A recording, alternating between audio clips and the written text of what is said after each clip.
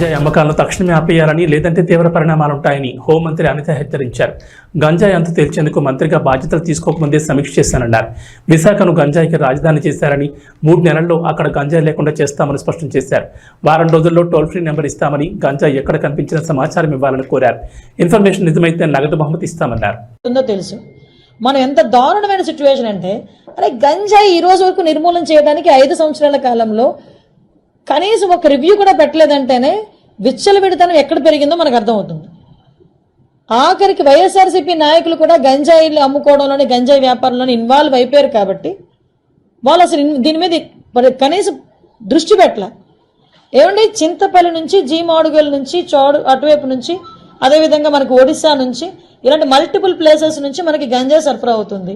మనకి ఎన్ని చెక్ పోస్టులు ఉన్నాయండి అని డిపార్ట్మెంట్ వాళ్ళని అడిగితే 3 చెక్ పోస్టులు ఉన్నాయని చెప్పారు.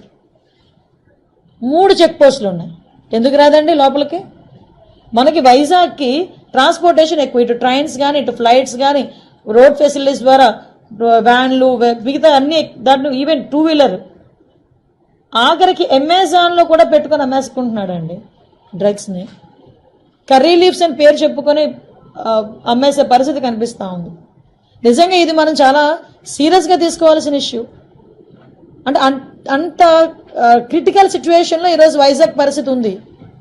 నేను ఎందుకు దీని మీద ఇంకా ఛార్జ్ తీసుకోకుండానే నేను రివ్యూ పెట్టానంటేనే ఒకసారి దీని సీరియస్నెస్ ఏంటన్నది ఆలోచించండి. నేను ఇంకోటి కూడా చెప్పాను, టాస్క్ ఫోర్స్ ఏర్పాటు చేయండి. ఈ రోజు నుంచే, టుడే ఆన్వర్డ్స్, ఆఫ్టర్ 8:39 గుంపులుగా పిల్లలు ఎవరైనా ఉన్నా, గంజాయిలు తీసుకుంటున్నట్టుగా రోడ్డు పక్కన ఉన్నా, చీకట్లో ఉన్నా, మీకు నచ్చిన పని చేయండి అని పోలీసుల వాళ్ళకి నేను క్లియర్ ఇన్స్ట్రక్షన్ ఇచ్చాను. అట్ ద సేమ్ టైం ఈరోజు కొంచెం మరీ ఇంకోటి విషయం ఏంటంటే, స్మెల్ డిటెక్ట్ చేయాలి. వీళ్ళు డిటెక్ట్ చేయాలి ఈ గంజా ఎక్కడ ఉంది ట్రాన్స్పోర్టేషన్ టైంలో. స్మెల్ డిటెక్ట్ చేయడానికి రెండు ఉన్నాయి డాగ్స్. 2 అసలు నిజంగా ఈ రాష్ట్రాన్ని ఏమి చేసేద్దాం అనుకున్నారు ఈ 5 సంవత్సరాలు? నాకు అర్థం కాల. 2 డాగ్సా?